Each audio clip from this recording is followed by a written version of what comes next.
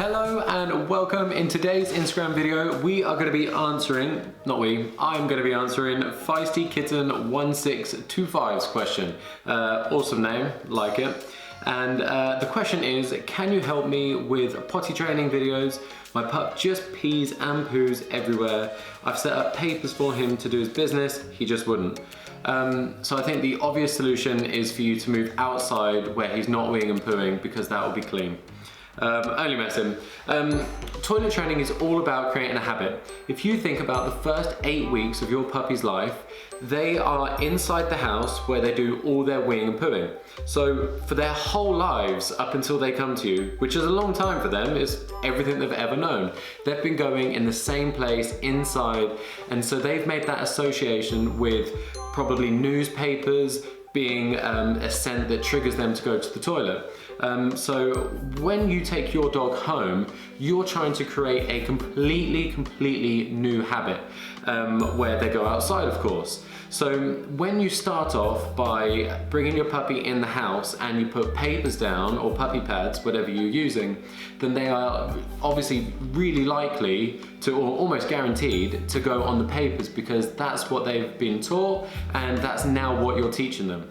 I suggest you throw away the puppy pads and the papers completely, because I don't want you to teach the dog to go inside whatsoever.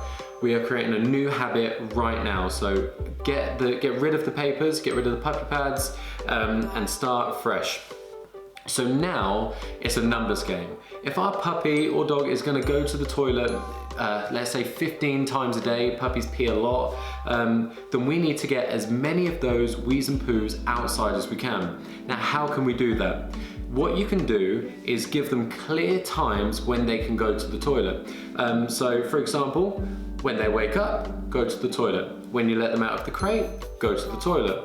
If they have some water, you go to the toilet. If they have food, you go to the toilet. If they have a nap, go to the toilet. If you're playing with them, they get excited and you've just finished, toilet. All of these times in the day are good opportunities to signal to the dog that they can go to the toilet. You have to be taking them out enough to get all of their wheeze and poos outside until they make that association with going outside instead of going inside.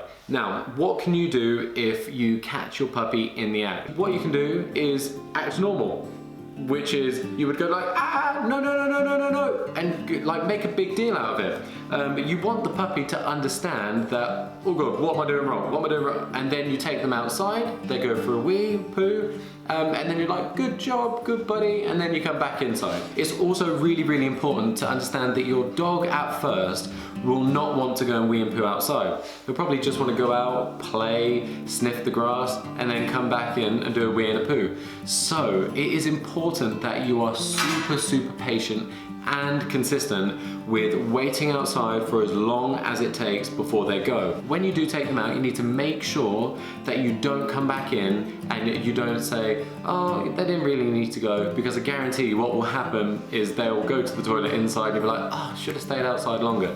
You just need to give them time to go outside. It could take 10-15 minutes at first, which is a long time when you're just stood out in the cold. So be patient, be consistent, make sure that you give your dog enough opportunities to go. Just try and maybe log how many times your dog is weeing and pooing throughout the day, and then make sure your dog is going out for more than that, so they have more than enough time to go to the toilet. But like I say, just bear in mind, you are creating a habit. This isn't something where you can teach the dog once and they understand.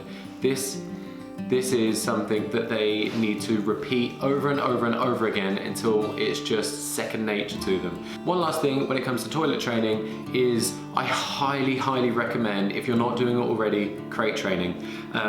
This helps teach them to hold their bladder when you're not there. You need to make sure that the crate isn't too big, so you don't want the crate to be so big that they can just go to one side of the crate, go to the toilet, and then go to the other side of the crate and lie down happy as Larry. You want to make sure that the crate is small enough so it's like they're peeing in their own bed. They don't want to do this, they will hold it.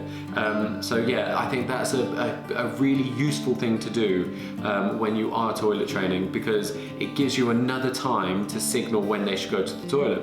So let's say you pop it, they've been for a wee, you pop them in the crate, and now the next time they come out of the crate, if you're away for 2, 3, 4 hours, next time they come out, they're gonna need the loo again, and they've had to hold it because they're in a smaller crate. So that is a great time to then take the dog out and just create that habit.